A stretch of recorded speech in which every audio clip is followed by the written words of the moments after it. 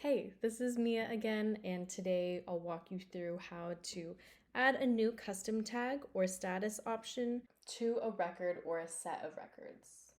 In the last video, we got a sense of how to filter through our records using the status, category, subcategories, and tags fields, but not actually how to edit, change, and update them. So that's what we'll go over in today's video. So the first step is to download the records that you want to make changes to.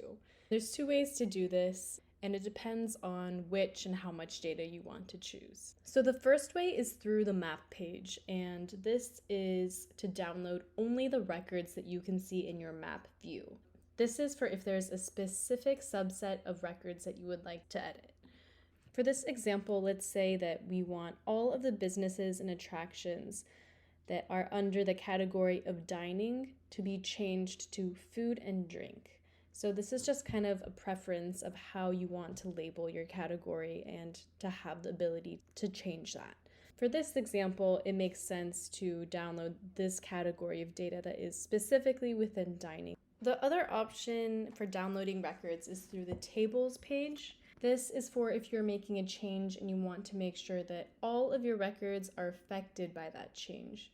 This allows you to download all of your records in the table, not just the records showing up in your map view. So for example, if we want to select not just businesses and attractions, but data regarding all tenants, then we would simply hit tenants and this blue download CSV button, and there you would be able to download all of your records. For the sake of today's example, we'll stick to the map page download option so that we can see how we're downloading a specific subset of data.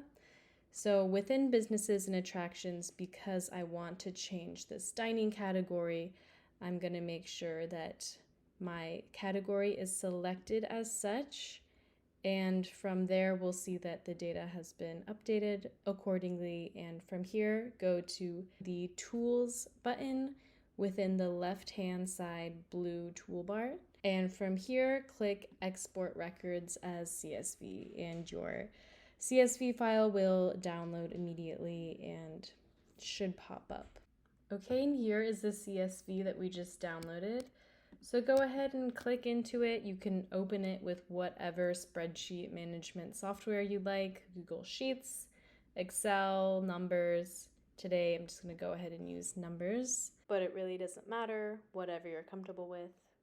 Great, so we see our CSV that we exported and the data that we downloaded is all tagged by the dining category, which is exactly what we want, so that's good news.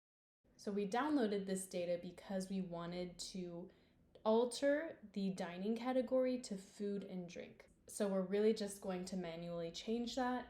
And this is pretty standard spreadsheet management, but there's multiple ways to do this. One of them being typing in the new label that you would like and dragging that down. Another way to do this that is perhaps quicker is to use the Find and Replace tool, which should be an option for Excel, Google Spreadsheet, whatever you're using, and type in the label, category name that you want to change and what you want to replace it with. So we're selecting food and drink as our new category name, and we can see that all of those categories have been changed accordingly. Within our spreadsheet, we can also change subcategories. For example, if we want to clean this up a little bit to make sure that everything is capitalized, we can change that here, but make sure that you are keeping everything consistent. For example, if you leave one fast food record capitalized and the other lowercase, that will show up as a separate category within your Ginkgo account. So just make sure you're consistent. Also, within the subcategories field, if you have a comma between two different subcategories, that means that it will also show up as two different categories within your Ginkgo account. For the sake of today's example, I'm going to make sure everything is capitalized cleanly. Now we're just going to export our records. Make sure it is a CSV file. The third and final step is to re-import that CSV where we changed and altered some of those categories and subcategories fields into our account. So to do this, go to Tables and hit this blue Upload CSV button and just drag in this new data set right here.